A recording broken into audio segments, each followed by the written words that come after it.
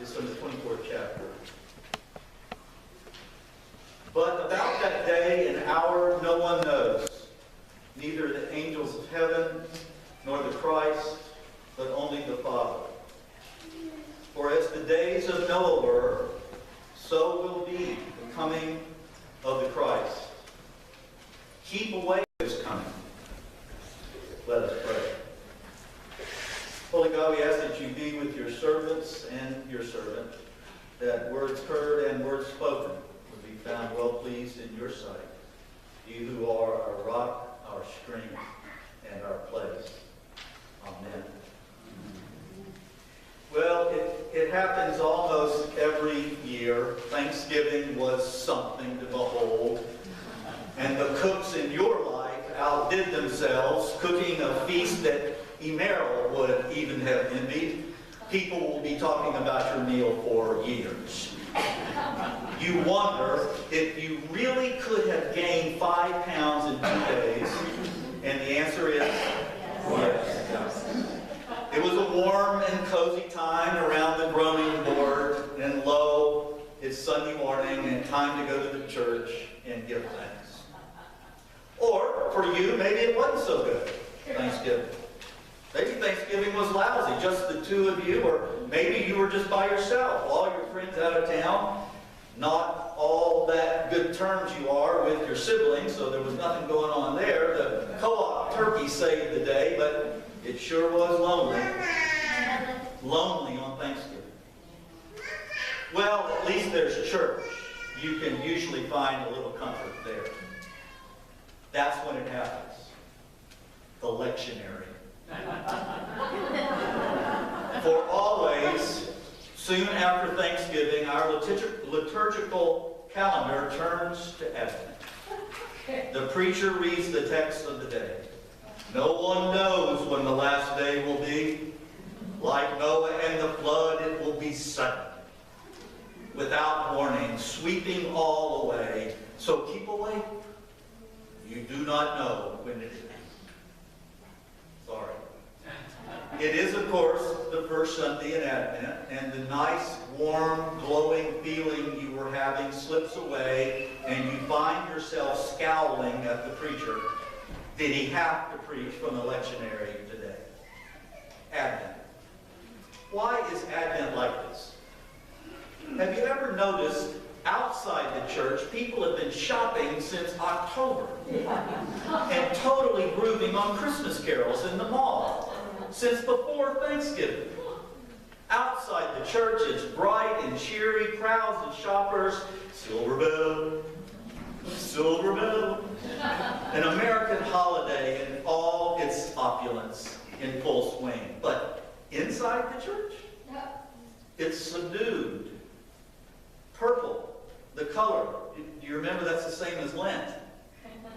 And instead of Christmas carols, like in the malls, we have all these Advent hymns droning on about mourning and lonely exile here and the hopes and fears of all the years. Why? Why is there mourning and grieving and fear at Advent? Why? Have you been keeping up with the Hiawatha Avenue homeless encampment?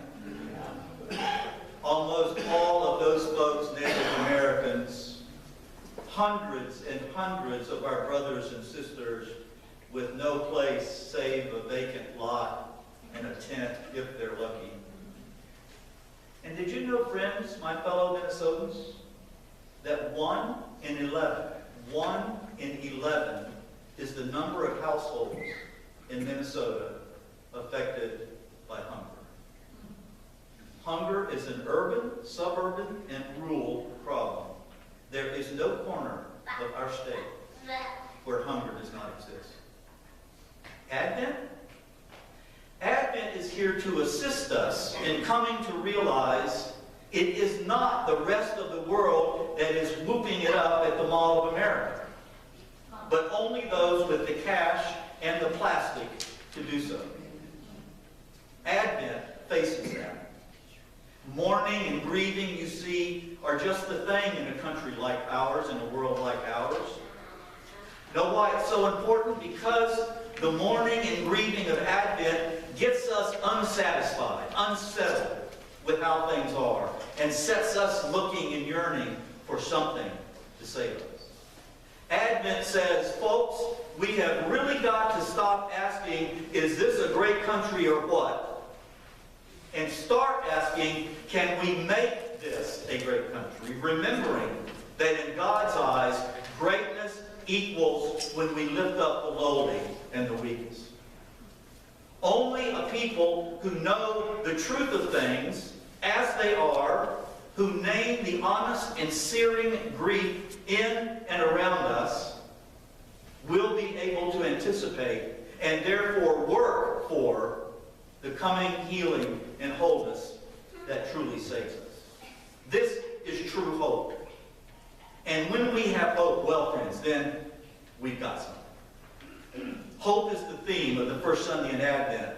And I want to be clear, hope is the real deal. It's what lasts. Hope is not optimism. The sermon now may be getting ready to put some distance between the way some of us see the world and the gospel message of Advent. But here goes. Optimism? Our folks at Webster's has as one of the definitions, and it is, I think, the one that is normative in our culture, touted by Wall Street and corporations and the Supreme Court. Quote, the doctrine that the existing world is the best of all possible worlds. Whatever. Advent sermons name optimism for what it really is. Optimism is pie in the sky and by. It is whistling in the dark. Optimism winks and smiles and nudges, but it will not save us. Optimism is denying climate change reality while humming the tune, I like my life just the way it is. Optimism tells us we can sing joy to the world, Frosty the Snowman, and Jingle Bells without first singing about the refugees mourning in lonely exile.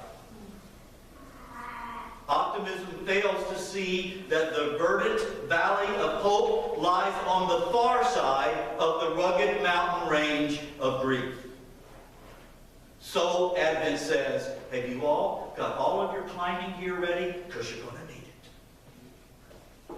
The renowned Lutheran professor, theologian, and author Joseph Sittler was one of the first people in 1951 to connect the Christian faith with ecology and care for the earth.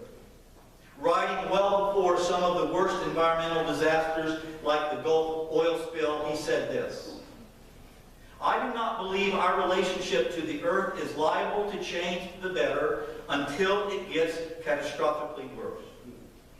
Our record indicates that we can walk with eyes wide open straight into sheer destruction if there is a profit to be had. But I, Joseph Sittler says, I do go around campus planting trees. That is Advent. That is hope. The prophet Isaiah lived in a threatening and frightening geopolitical situation. Neighboring states were teaming up to invade his country. Everyone from the king on down was shivering with fear and dread. The sword and the spear were poised to decimate the people. And it is just at that point that Isaiah, no optimist, in the midst of impending war, sees this is not the best of all possible worlds. And so describes what the best possible world will be like. They shall beat their swords into plowshares, their spears into pruning hooks. Nation shall not lift up sword against nation, neither shall they learn war anymore. The venerable theologians have a phrase for this. It is not a term that flows fluidly off the tongue. It is eschatological tension. Eschaton is the Greek for last things, and logos is the Greek for words. So eschatological means words about the end of time. And the tension is this. The Christ came once long ago in a manger low. And there is an end time coming, when Christ will come again, when justice and peace will be normative. They will be the way that things just are. But we live in between those two times, the first and the last. And in our living toward the end, toward Christ's kingdom, we see what's coming. We know how it will end. We are called to work with our hands, our feet, our hearts, our lives to bring that kingdom about. And we can do that in that in-between time because we know how it's going to end. I close with this. Longtime friend and retired pastor Buddy Ennis tells this story. Sharon was a student at Union Theological Seminary in New York City while her husband was a lawyer working in Harrisburg, Pennsylvania. They saw each other only on the weekends. Sharon describes what her Fridays are like when John came by train in time for a late supper. I usually get up early on Friday to clean the apartment before going to class. Then I make a kind of safari down Broadway. I stock up on groceries, pick up a bottle of wine, stop at a favorite flower stall. And when I get home, I have just enough time to get myself and supper ready. Then John comes.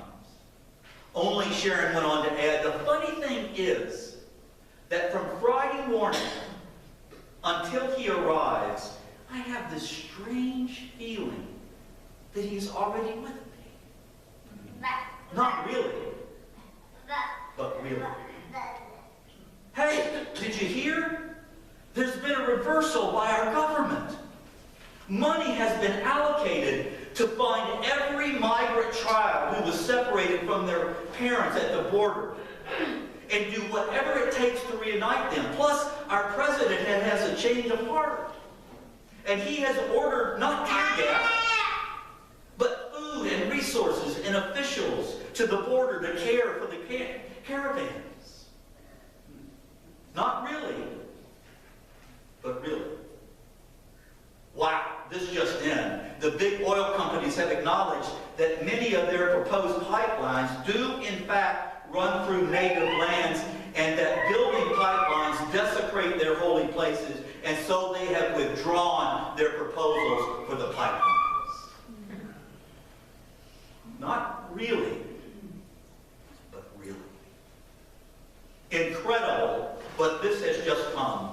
The military-industrial complex has been brought to heel, and billions of dollars have been channeled to economic stability, justice, and fairness, not only for us in the U.S., but through a transformed foreign policy driven by benevolence and compassion throughout the world. And as a result of this compassion and benevolence, terrorism is declining as hunger and hopelessness declines. The sword and the spear have indeed been transformed into means of food production, and as the well-being and security of each country increases, nation is not lifting up weapons against nation. Not really, but really. This is Advent. We mourn and grieve the present darkness, but we do so with an eye to the horizon, where there is that faint hint of a brightening. And you see it? It will come no matter what. Nothing can stop it, spreading radiant and brilliant over all the earth. This is hope, real gospel hope. Knowing the light of the world is coming, so we may get up from our present darkness